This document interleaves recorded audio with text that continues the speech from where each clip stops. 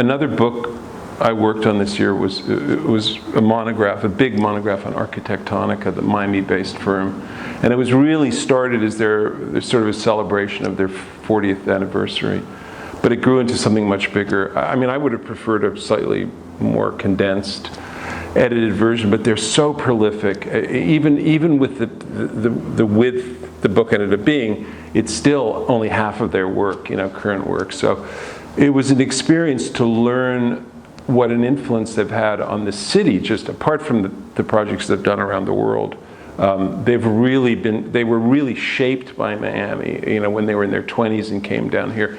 Bernardo went to Princeton and Harvard, and Lorinda went to, I guess, Columbia and also Harvard. They came down here, and there was really nothing happening. I mean, Morris Lapidus was still working, but most of the new buildings were these sort of beige, stucco, boring kind of things.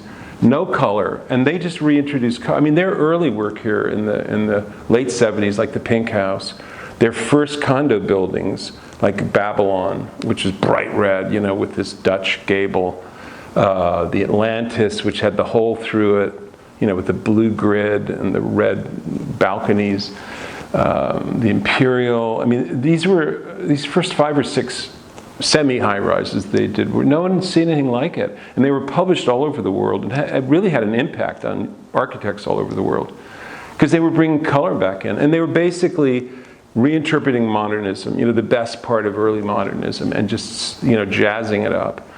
And they cranked it out. I mean, they were working all over Houston, all over California and New York.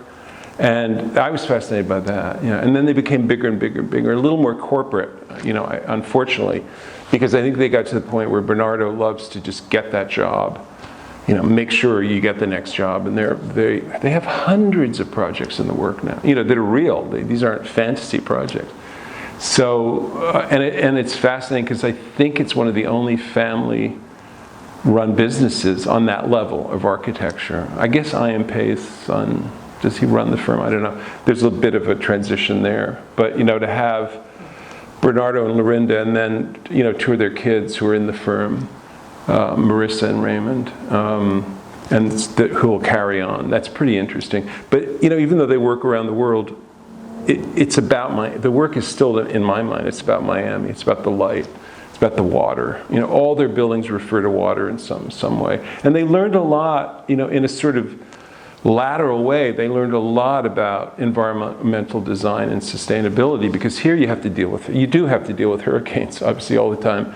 And you have to deal with constant sun and light and shadow. And how can you use shadow and bright light to enhance the architectural design? That's really important. So that kind of it doesn't always work, like in the north. I mean, some of their buildings, suffer from being outside of that tropical zone, but they've also done really brilliant work in Northern Europe and in America.